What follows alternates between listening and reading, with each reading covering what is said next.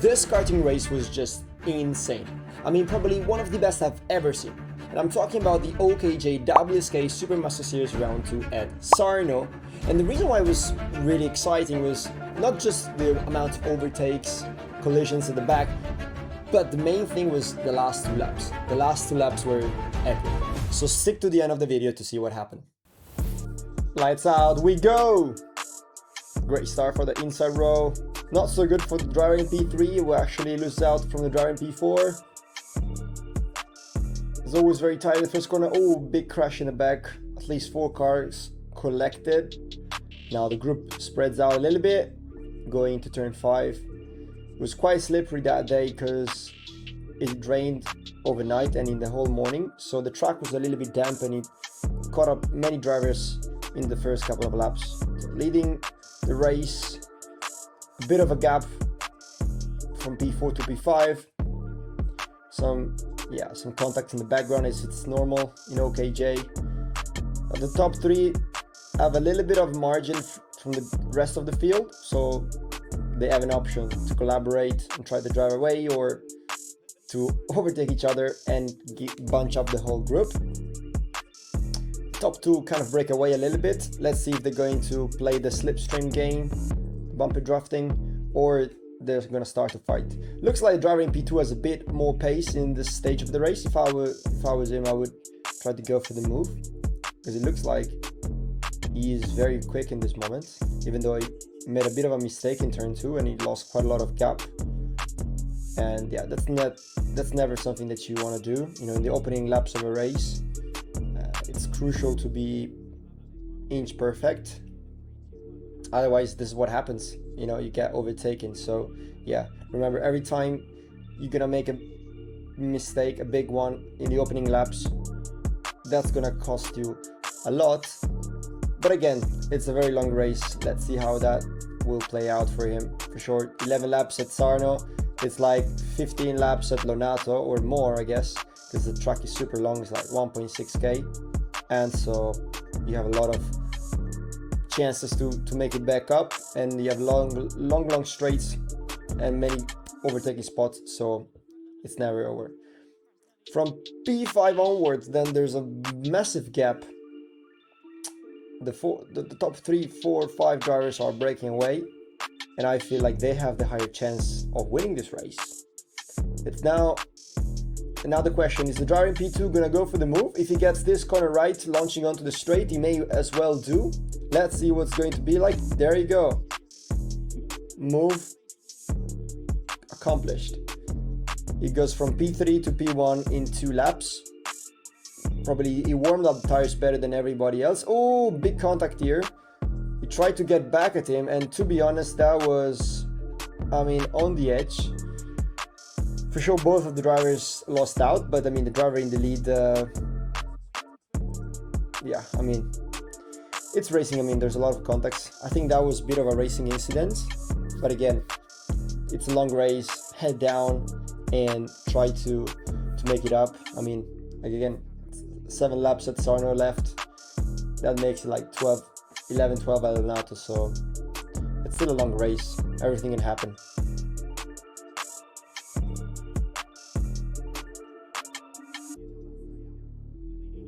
This corner is super important because if you get it right, you can overtake, or as a bare minimum, defend yourself.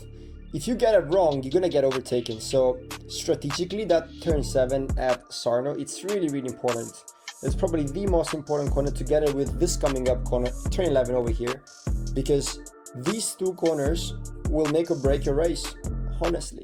I mean, if you get overtaken in those spots, then you're gonna be on the back foot for the rest of the track, and other drivers behind, even if they're slower, they will end up overtaking you, because again, you may be with less momentum and maybe with dirty tires. So again, you see now, it's just super crucial to get those key moments right in the race, get those corners perfect, inch perfect in the moment that matters most. It's easy to get those corners right when you're in testing and there's nothing at stake, but when you are racing and fighting for the WSK race win or championship, you really need to get them perfectly. And because driver in P2 always seemed to get it perfectly well turn 7, and he did get many overtakes down into turn 8. So after being knocked out of the lead, he gets back to it. So looks like in this opening stage of a race, he's got the most pace of all. And so let's see how that's going to turn out in the remaining laps of the race. The group is punched up. Driver in P2 goes back into him. I think he did that strategically because he felt that the driver in P3 was coming. So he kind of had to do it out of necessity more than, you know, strategy. So he gets back into the lead, and I mean, let's look what he's going to do. Is he going to defend? He's defending, definitely. So that's an early defense at lap 6. A bit of a short-term thinking decision, because of course, if you start defending, unless they make a big mess behind you, they are going to stay behind you because you're going to take slower lines. So the only hope you get, this is exactly what he hoped. He hoped that they would fight and break away a little bit so that he would be able to not defend and just look forward. That was exactly what he's hoping for.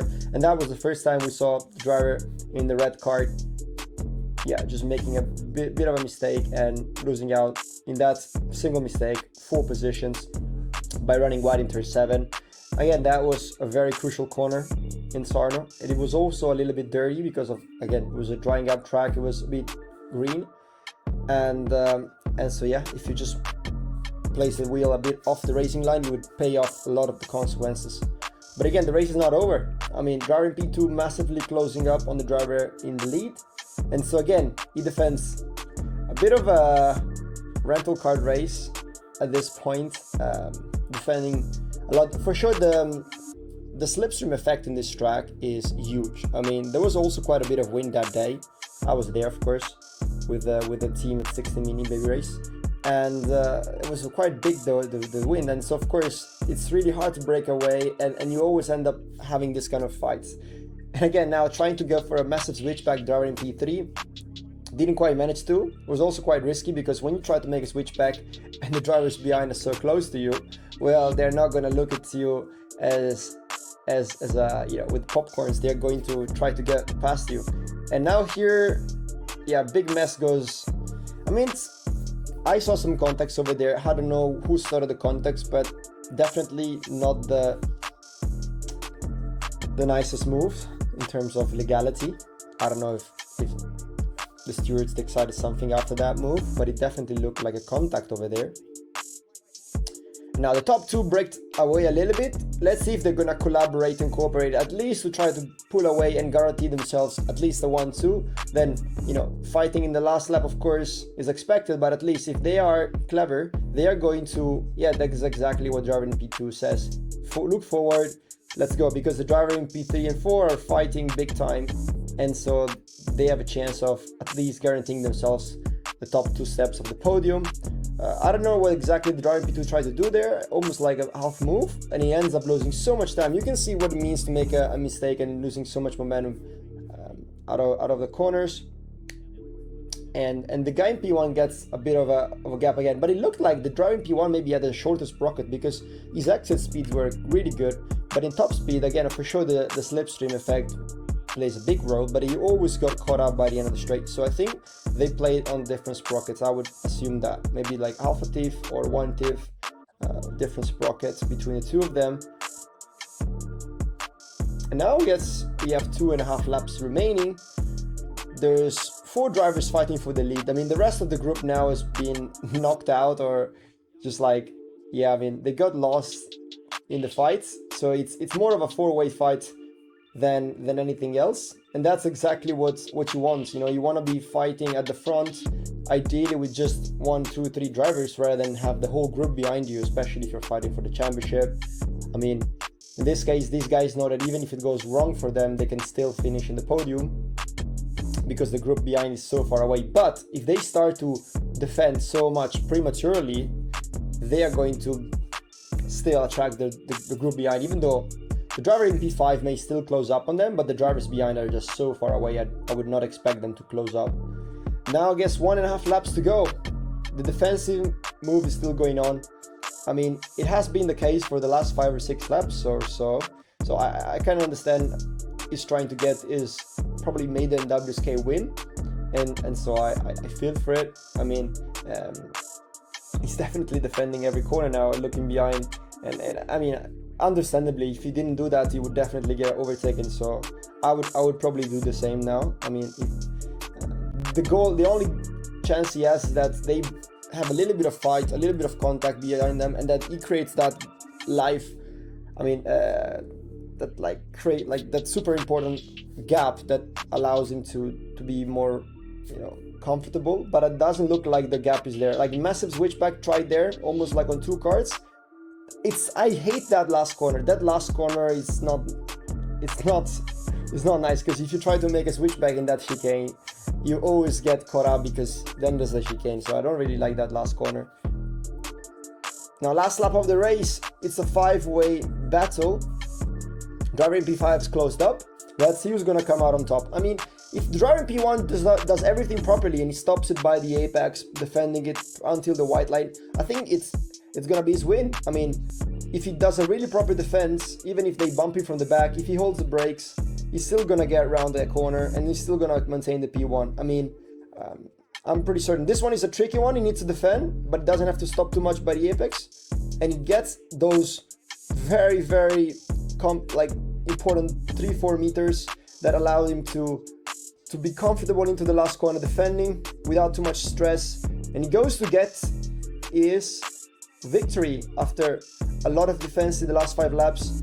That was, a very good, exciting last few laps, to be honest. And I mean, what a fun race to watch.